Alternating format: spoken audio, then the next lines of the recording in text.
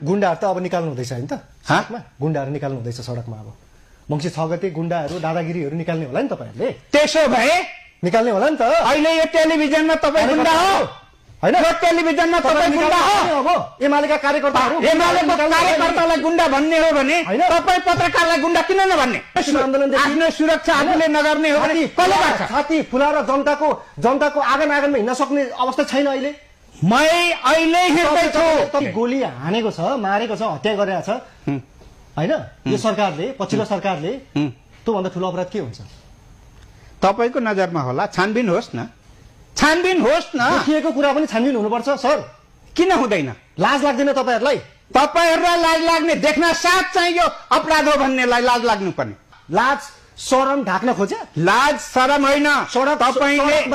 अहिले 70 वटा जिल्ला भन्दा बढी भाडामा किनेका कार्यकर्तालाई सडकमा उतारेर लाज छोपिन्छ तपाईले भाडामा पठाइदिएको हो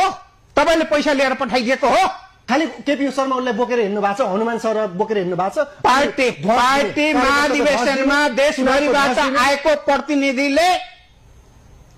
नेतृत्वलाई चुन्ने हो नेता रोज दिने तपाईले हो एबी न्यूज टेलिभिजनले हो के एमालेको कार्यकर्ताले रोज्ने हो एमालेको प्रतिनिधिले रोज्ने कार्यकर्ताले भटाभट पार्टी छोडेर अर्को पार्टीतिर लागिसके तपाईहरु अझै कार्यकर्ताकै ध्वस दिइराख्नु भएको छ बिहान उठ्न साथ एमालेलाई गाली गर्नुपर्ने नसुतुन्जेल एमालेलाई गाली गर्नुपर्ने सबैभन्दा प्रायश्चित नगर्ने पनि एमाले गल्ती गर्ने पनि एमाले हैन यत्रो लामो समयसम्म एमाले चलाउने पनि एमाले जेनजी आन्दोलन हुँदा देशको नेतृत्व गर्ने पनि एमालेको गर्ने गाली एमालेको शक्ति वरिपरि नाच्ने भन्नुस् न रुष्ट युवाहरुलाई समेट्न नसक्ने पार्टी तपाईको अनि कार्यकर्ताको ध्वस पेटेर हुन्छ यो पाँचटै होला बराबर छैन सुन्नुस् बराबर छैन पार्टी भित्र अहिले विरोध हेर्नुस् योगेश भट्टराईले सामना गर्न तयार छौं 6 महिना भित्रै चुनाव गर्छु भनेर बंगलादेशले कति महिना भयो चुनाव नभएको डीप स्टेटको अभ्यास भएको छ त्यसलाई प्रमाणित गर्न सक्नुहुन्छ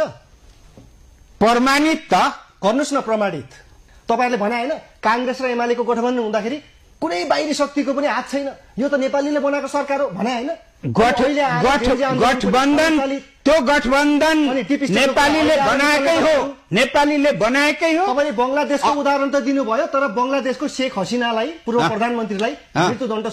सुनाइएको छ कठघरमा आउनु पर्ने हो त्यहाँको अदालतले फैसला गर्नुपर्ने हो नेपालमा अपराध भएको छ भने नेपालको अदालतले फैसला गर्ने हो कानुनी कठघरमा आउन डराउनु भएको छ नि तपाई कानुनी कठघरमा हामी डराएकै छैनौं कहिल्यै डराले हलिमुहाली गरेर बसिराख्नु भएको थियो नि अहिलेको अन्तरिम सरकारले सम्पत्ति शुद्धिकरण थालिसकेको छ राम्रो त्यसमा तपाईहरु राम्रो